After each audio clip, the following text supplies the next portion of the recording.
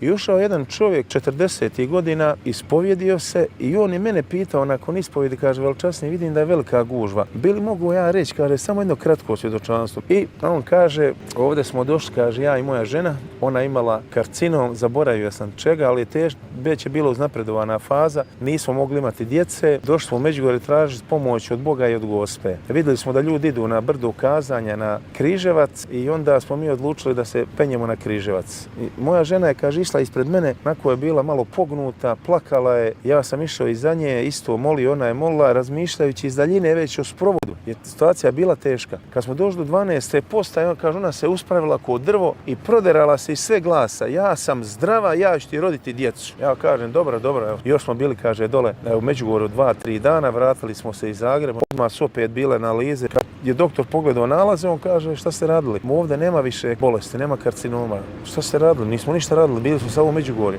Onda je doktor rekao, jasno mi je, slobodni ste, jer sad doktori znaju, ako je teška bolest brzo nestala, ako je povezano s Međugorjem, da je to bilo čudo. I on završava to kratko svjedočanstvo i kaže, došao sam ovdje nakon 10 godina u Međugorje, zahvaliti Bogu i Gospi, ali nisam došao sam, sa mnom su moja žena i 2 djece.